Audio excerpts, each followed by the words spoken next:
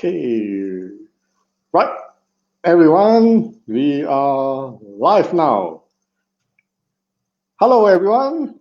How is everyone doing? Hope all is well and stay safe during this season. We will start the session with my guest in a few minutes' time. If you have just joined us, do like, tag, and share your live with all your friends out there so that many will come and enjoy this sharing session. Welcome to the 18th edition of my live session. My name is Xing, and as usual, I will be your host for today.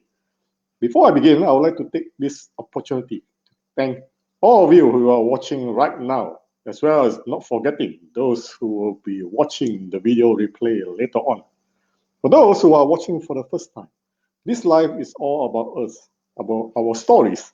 Everyone has a unique story to tell. We may not realize it, but our story may inspire someone out there, especially in these extraordinary times. So we hope that through this sharing session, everyone will be able to connect better, share, and learn from each other experiences. So do you have one? What is your story? We would like to hear from you. So do connect and reach out to me on my Facebook account. Today, I'm very excited to have a very special guest with me, live stream all the way from Germany. She is actually based in Melbourne, but is in Germany right now. Most of us may have known her as she's founder, director, scriptwriter, and TV host of AMTV, Aussie Malaysian TV, the first Malaysian community TV show produced in Australia. He also produces short films, TV series, online shows to reach out to the community. Without much further ado, ladies and gentlemen, let us put our hands to welcome Miss Lin Ariffin. Hi, Lin. Hi, Shing. How are you? Yes, fine. Thank you. First of all, I would like to thank you for actually joining me today for this interview. I'm very grateful that to have you here today to share your wonderful and exciting stories with all of us. Most My of us, pleasure. Yeah. most of us may have known you as a founder, director, scriptwriter, and TV host for the AMTV Aussie Malaysian TV, right? The TV show, the first Malaysian TV series produced and aired in Australia. So today we want to get to know more about you. So how long have you been in Australia? Well, I've been in Australia for about 13 years. Not that long, but yeah, okay. But even though I've been in Australia for 13 years, I feel like it's my home now, you know. And if I would like to share with you and the rest of the viewers, the first time I set foot in Australia, I already felt that it is my home. You know, I don't feel awkward. You know, the first time we arrived in Australia, I felt like I like this place. You know, I feel that I'm instantly connected to Melbourne, and I thought, okay, I think I'm going to live here. I mean, I haven't decided yet at that time, but I feel that it was good to be in Australia, even for the first time. And yeah, I'm still here, and yeah, currently I'm in Germany, but I'm still living in Australia. I'm based in Australia, and I'm loving it. You know, I think that's a place for me. Even though before this, I have lived in another country. I was brought up in United Kingdom for a few years, maybe 5, 6 years, and yeah, it's growing up in UK is different, but I still feel that I have this special connection um, in Australia. I don't know why. Maybe the weather or something, and it's close to Malaysia. I don't know. There's something about Australia. What makes you choose Melbourne instead of all the other cities in Australia? I'm not sure because at that time we just like we were doing some research, you know, and I like something that is vibrant and very multicultural, you know. So Melbourne is definitely the place. So I have friends in Perth and everything, but I've been to Perth, and I so it's not that I don't like Perth, but I think Melbourne suits me better. Awesome, Yeah, yeah. awesome. What's your favorite Malaysian food that you miss the most? That's a good question. I have a long list actually, but if you ask me one, probably it would be nasi goreng ayam. Yes, Oh, it's fried rice. I love fried rice. Yeah, wow, nasi goreng yeah, ayam. Wow, yes, yeah, that yes, reminds me. Yeah, yummy, right? yes. Can you share with us about your career journey? Okay, how do I start? This is let's go back to many years ago. Okay, so probably some people will know that I have in my family we have background in film and TV. So it goes back to my late grandfather, the late MZ. If you do watch, you're a fan of old films like the Piramli Time, or the Labu Labi. So my father was the actor in Labu Labi, and I think it runs in the family, so I don't know, it runs in our family, it's in my blood. So at that time we were not really encouraged to be in front of the camera or doing to be involved in film and TV, because like other parents, you want your children to grow as doctors, lawyers, architects, engineers. Now being in film and TV is not really that career that people think there's a future. So I have to like forego the passion about being in film and TV industry for a while. So I was thinking, okay, it's still my passion. Deep down inside, it's always been my passion. But like I was saying, it's not like a profession that people will accept as something as a security, like rather than doctors, lawyers. Like how do you earn a living as a producer or doing film and TV? So we were not really encouraged to go into the area, even though my family has that background. But um yeah, so they still want like some kind of security for our future. So I had to like, okay, I did other things. I did some businesses along the way, but whatever I do, I always go back to the same industry, film and TV. Sometimes I secretly do some small projects without my parents knowledge, or I just do it just for fun. And then in between I do other jobs, like I say, I was doing teaching before. I was teaching in uh, as primary school, no, sorry, not primary school, early learning childhood. And then I didn't see that I could do that for a long time. So I went to do another thing. And it all goes back to my passion again. I can't do this. I have to do what is inside of me. So, well, there was a time I started a handicraft shop because I like to do all these handicraft shop. And then while waiting for my customers, I was writing scripts for TV. And then I just write the scripts during my pastime. And then I keep all my scripts in a drawer. So one day, my sister-in-law, she's a Malaysian actress. She came to my shop and she said, "What are you doing?" I said, "Oh, just writing." And she came to have a look. She said, "Wow, you're writing scripts. What do you do with this?" I was "It's just her hobby, just gonna put it aside, just to pass my time." She said, "No.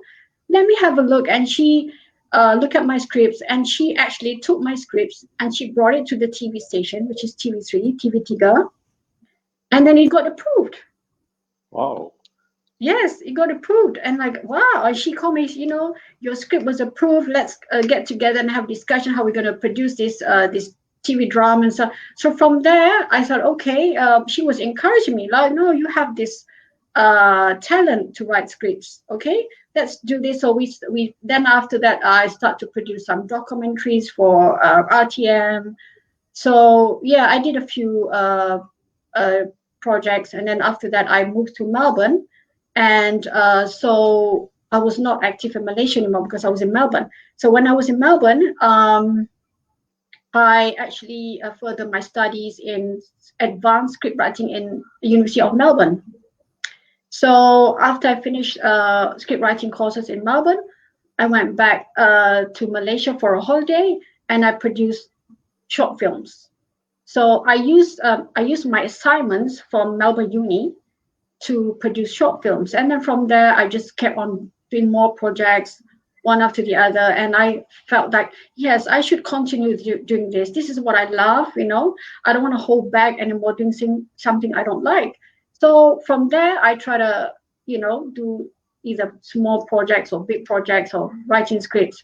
And then there was a time that, and this is a long story. And while I was studying, actually, the idea to create AMTV it goes back to when I was living in Bandura. So I met this lady in the city, and she asked me, "Are you Malaysian or Indonesian?" I said, "I'm Malaysian." She said, "Oh, I'm Malaysian too." So I got excited, because at that time we were quite isolated from each other. At that time, I was not integrated with the Malaysian community. So when I met a Malaysian, like, wow, I was so excited. We talk about all the food and all our, Malaysian stories, cerita hantu, everything, keluar, everything was out. And I was so happy. And I thought, okay, this is so interesting that, when you can share your interest, common interest.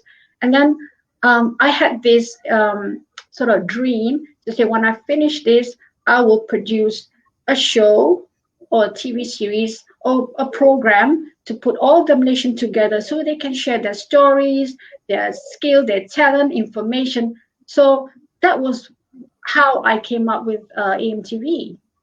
So, but at that time I was busy because I was studying full time and I was doing other things, so I didn't have time. So I had to wait for a few years before I could really sit down and produce AMTV.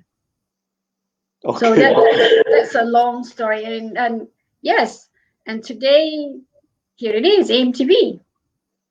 Wow, amazing stories, how it all began, right? And I think that Yeah. you already answered my next question, right? Because I'm going to ask you what inspired you to start AMTV, but I think you already answered that, right? So Okay. then, in that case, what is the vision and the mission of your business? Okay, the mission is like I was saying, part of like to get all the Malaysians together under one platform, because we have a lot of community groups here and there. So my dream is to get all the people from different groups, from different backgrounds under one platform, and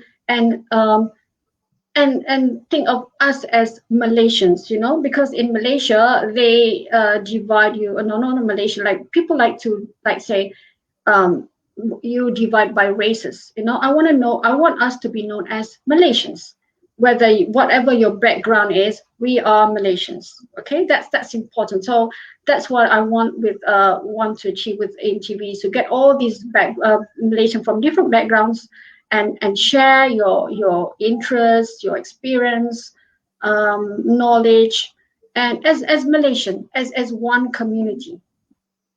Well, great work. Do you have any challenges when you first started in this industry? Yeah, as I was sharing before, the challenge was initially, it's something that I didn't get really full support because, like I was saying, it's not kind of that profession that is like accepted to have like, like not doctors and lawyers, architects. But I still, think that one day I will achieve that. But along the way, like I said, the challenge I had was people think like, why should you do this kind of job? Can you earn a living with doing film and TV? People like think it's just a job that doesn't last. There's not like a something you can do to earn a living. Okay, it's like so I get that all the time. Why don't you be a lawyer? Why don't you be a doctor?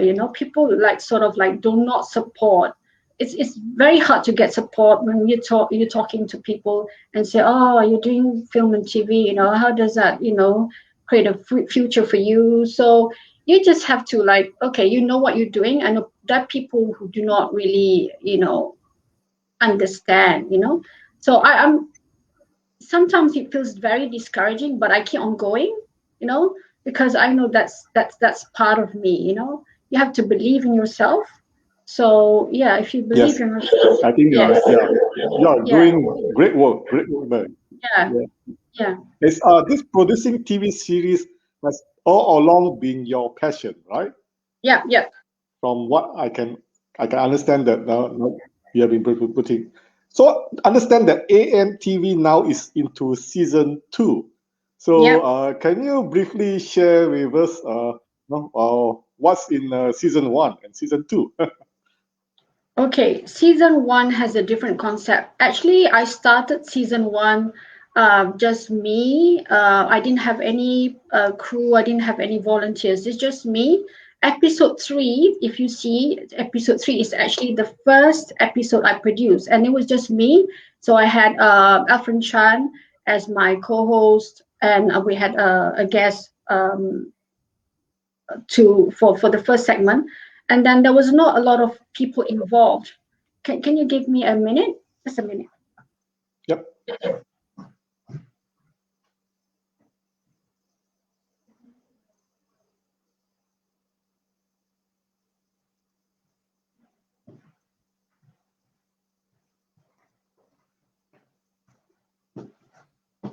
All right. So as I was saying, where did I stop? Sorry. Season 1. Your story about the season 1. All right. So season one. So it was just about interviewing people. I didn't have any volunteers or crew. We had just the basic people working in that project. It's a small project. And then after the first episode, I thought, why not I provide that opportunity to other Malaysians who wants to be part of it, you know? So I opened that opportunity. So some people they want to improve themselves. Said, okay, somebody told me I'm an architect, but I want to do something new, you know? And I said, okay, join in. And then he said, okay, it's because sometimes people want to explore their talent, you know? Maybe Shin, you're doing real estate. Maybe you can explore new talents. So I provide that opportunity. So we say, okay, come and join me. So maybe you can explore more new talents or new interests in people. You can, share your skills, whatever you know, and you can share with other people. So it grew bigger and bigger. So for the second episode, I invited more people. I had an information session where I invited everybody who's interested to take part. So I said, you can either be a co-host, you can be a participant, you can be a community co-host. So there was lots of roles for people to take part. And that really made me happy because this is all about sharing, I want the whole community to come together and contribute, Either you want to be a co-host or a participant, a guest, and any role that you think that you fit, you would like to try. So I feel that was something really good. And so that is more like interviewing people in the studio. And then we also had volunteers who would go out into the community and reach out and talk about what are the activities happening in the community, if there's events or what kind of people want to share. So we have community co-hosts to go into the community and share other activities that's happening in around Melbourne. And then we also had for the third segment is like people who has talent, either they're singing, dancing, or martial arts, or anything to do with their talent. So I was really impressed with, like, I know that a lot of talented Malaysians in our community, and lots of people who are knowledgeable and they have all this experience who can share with the views. So that was season one. But season two is a completely different concept altogether because it's more like a journey, sort of like a documentary rather than a talk show or a lifestyle kind of show.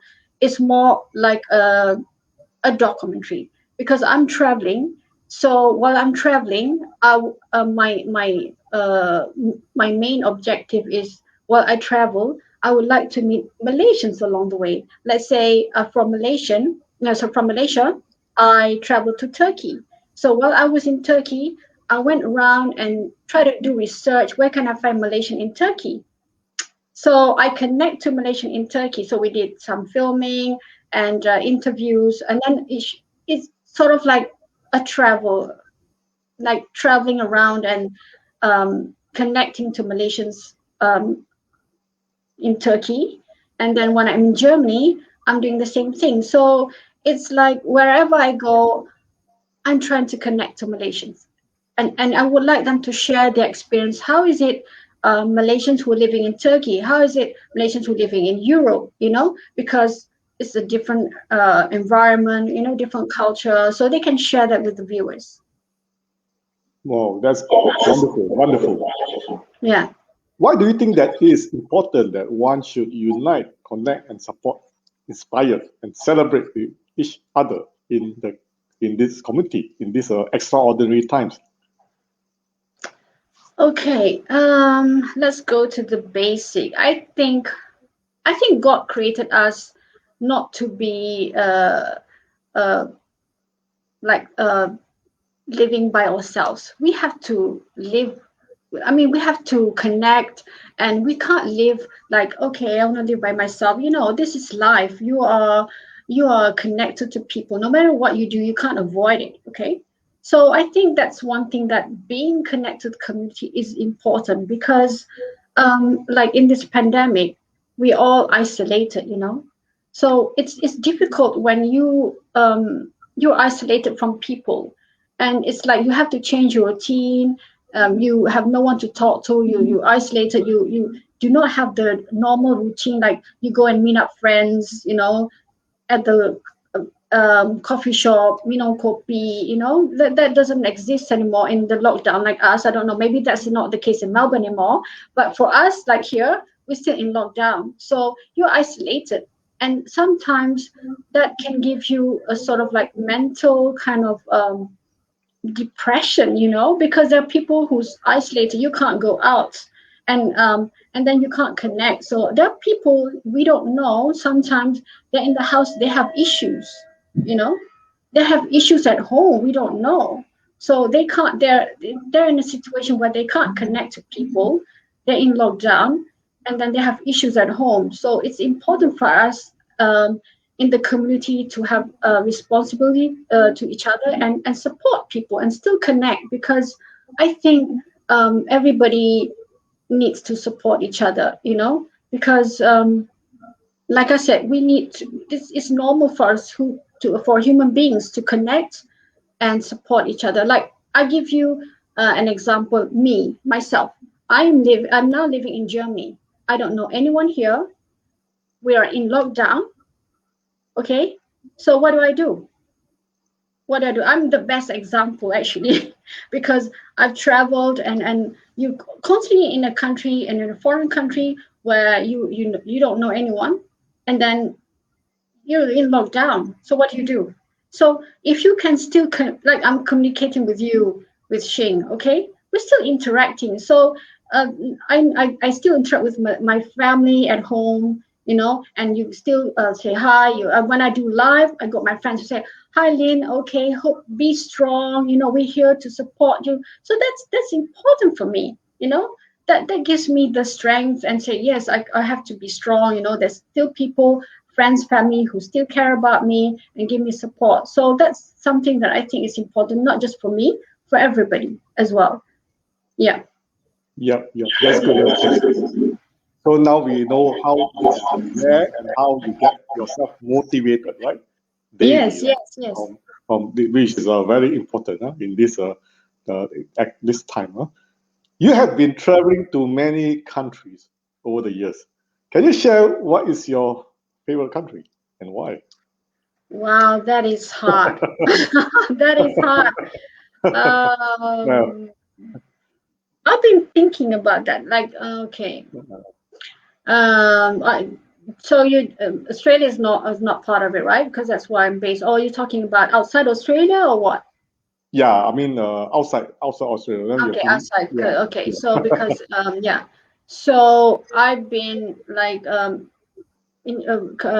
been to Turkey, and now I'm in Germany. If you want to compare, um,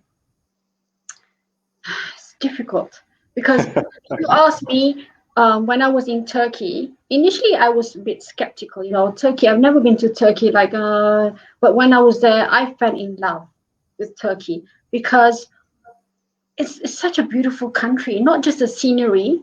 The scenery is one thing, and you feel so like, I don't know, it's like a dream place. It's like a dream place. Like I'm thinking like, um, it's with the mountains, snowy mountains in the background, with the beautiful sea, and everybody is very friendly, and all these beautiful historical buildings and architecture is just beautiful. You like living in, you're walking around in a big museum. It's like a big huge museum. Everywhere you go, there's all these nice buildings and historical places. And then when you go to the other side, there's beautiful beaches and places. And I don't know. I feel like, I think I love Turkey, and it's just yeah, really, and then I think, and I love the food really, the food. And yeah, if you ask me, probably at this moment, I would say Turkey. What's the best, you mentioned about your food, right? What's the best food in Turkey? Can you remember? Yeah, I know how to eat, but I don't know the name. No, seriously, I like Oh, the dish that I always order is chicken shish. Yeah. okay, right. Yeah, I love chicken shish because they have sometimes they have, because they have like salad on the side, and it's grilled. Yeah, it's grilled. Sometimes it's healthy. I like grilled food. So chicken shish and a bit of salad, and sometimes they have this bread on the side. That's nice. Yeah. Yeah. That's What? Turkey. Are you talking about Turkey, right? Yeah, Turkey. Yeah, Yeah. okay. So, what are your exciting plans you have for AMTV this year? Yeah, this year, as I was sharing with you, I'm still producing AMTV season 2. So I will continue my filming in Germany. And then, so that will be season 2. It will be aired sometime in May 2021. And apart from that, actually, it's a bit hard for me to plan ahead because I don't know when I can go back to Australia, actually. So, if I do go back to Australia. I mean, because you never know, right? You never know what's happening. I don't know. I just, in the meantime, I don't plan ahead. I just to finish my work with MTV season 2, and then let's see. But if I do go back to Australia this year, I'm planning to do an award night. The reason I want to do an award night is like to acknowledge all the people who was involved in MTV, all the volunteers, the guest participants. So we want to get all, it's like a reunion, and get all these people together and give them acknowledgement for being part of MTV. So I will have like sort of like a award night, to appreciate, and also to the supporters, the top fans. There's a lot of people, they really give me all this incredible support. They're always sharing. There's all this amazing support. I want to acknowledge all these people who really support MTV all the way. So that's what I want to do. That's the second maybe part of my plan when I go back to Australia. Yeah. Do you have anything to say for all those who are aspiring to follow your footsteps to be in your industry one day? Okay, that's a good question. All right. So, like I said, I think this is something that I want to share. This is important because, like I was sharing before, um, this is a profession that's a bit challenging. It has to be really in here because it's not easy. Okay, because this is not a profession. Like I said, it's not probably not well accepted as a profession, but you just do it. Don't feel that, oh, when people think, oh, well, people do not understand your passion, or think, oh, this is not a good job to do or profession. Just keep on going. Just keep on going, because you have to believe that this is for you. This is what you're doing. You're not doing this for people, you're doing this for you. If you do it from your heart, it will show. You have to do it from here. It has to be sincere, something that's close to your heart. So keep on doing. Okay, just keep on going, and I think that you will achieve by believing that you have done something not for people, for yourself. Okay. sometimes people want to do something to impress people or to please people. You can never please everybody. Okay, so yeah, you can't do this and say, oh, I want to do this for this person, because sometimes you're doing this not for yourself, but sometimes you have to do this for yourself too. Okay, because when you're happy with what you do, then you can make other people happy. If you're not happy with what you do, it doesn't, it doesn't show, it just doesn't come out from you. So it's important to do what you love and just keep on going. Wow, well said, well said. Describe yourself in 3 words, and why? Okay,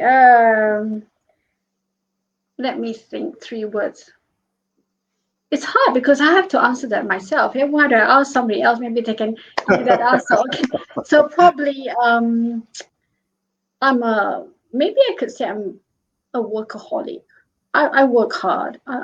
I just work. I can say that I'm a workaholic, but at the same time, I love to entertain myself as well. So I would say I'm workaholic, and I'm a shopaholic. I mean, that's sort of like when I work hard. Sometimes I feel like you want to release attention. I just like to shop, not just shop to waste money, or it's just like sometimes something that makes you feel happy, some like a little treat for yourself. So that makes you feel that you care for yourself. You deserve something after all the hard work. You deserve something for yourself. And then the third one, so workaholic, shopaholic, and chocoholic. Everybody who knows me well, they know I love chocolate, because I don't drink coffee, I don't drink tea, so I only drink like hot chocolate. So yeah, workaholic, shopaholic, chocoholic. Apart from that, Yeah. apart from that, yeah, I think I'm someone who put people first.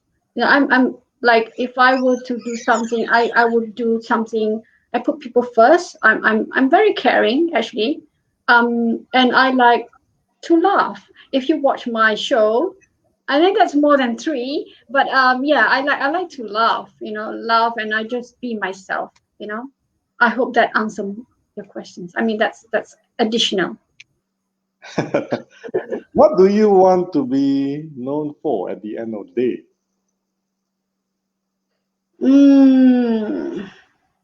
All right. To answer that question, actually, I don't. I'm not really like into putting a label on myself. Like I would like to be known as someone inspiring, or like doing something big. To me, I like to look at the small things in life. Like if I can make someone happy, or I enlighten somebody's life or day, and I'm happy. Okay, let's say if it's like you come to my house and I make you some nice meal, and you go home, wow, Dennis was so nice, and her food was delicious. I'm happy. It doesn't have to be like to change the world or something inspiring, because I like to look at the small things in life. If I like when I was in Melbourne, there was a tourist who came to me and said, "Can you show me how to get to Burke Street?" And then I gave her a guide how to go, and she couldn't find it, and said, "Okay, you know what? Let me take you to Burke Street." And I was late for class. I went there, and after I helped her, she was so happy. She appreciated. I felt that, wow, I feel so good inside because I managed to help someone. So I think all the little things. I just want to be me. Okay, so I think known to be who is Lin, you know, to be known for who I am, the person I am, because um, because to me you have to be yourself. I don't want to be put label of myself. I want to be known for someone inspiring people. I just want people to know me, who is Lin Ariffin, as me. Okay. Wow, awesome, awesome. All right, everyone. I think this concludes my live session for today, I'm sure that we now know Lin's a bit better, right? And enjoy Lin's sharing session. Before I end, Lin, do you have any more thing to say to all of us? Yes, of course. Firstly, I would like to thank you for having me today for this opportunity. Thank you so much, Shane. And also, I want to thank everybody, my family, my friends who have supported me and AMTV along the journey. And really, I really would look forward to when I go back to Australia. I want to meet all these people who have supported me, and I want to thank them in person. And I also have plans to have some community events so we can really get to know each other on a personal level. Okay, and then anyone who wants to be part of it, we can, collaborate on everything. So I really want to thank everybody who has collaborated, work together with us. You guys are amazing, and I really appreciate your support. Wow, wonderful, wonderful. What an amazing way to sum up our live session today. And of course, I do look forward to see you, Lin, when you get back here to Melbourne face to face. Yeah, I'm Yeah. looking forward. I'm looking forward for you to buy me some hot chocolate. Yeah. Sure, sure. Once again, thank you, Lin, for your time and your wonderful sharing session today. I also like to thank everyone for watching my live today, as well as those who will be watching the video replay later on. So if you do like this live, please remember to share and let your friends know. Please follow me on my FB Xing Chu on the address link provided at the bottom of this screen, and also follow my Instagram and YouTube as well to follow in order for you to follow my stories and when I will go live next. You can also follow AMTV, the FB page. The address link is also provided at the bottom of this screen. So I will see you all in the next edition. And until then, thank you everyone for watching and have a great Easter weekend. Thank you so much. Thank you guys. Thank you so much. See you. Bye. Bye-bye.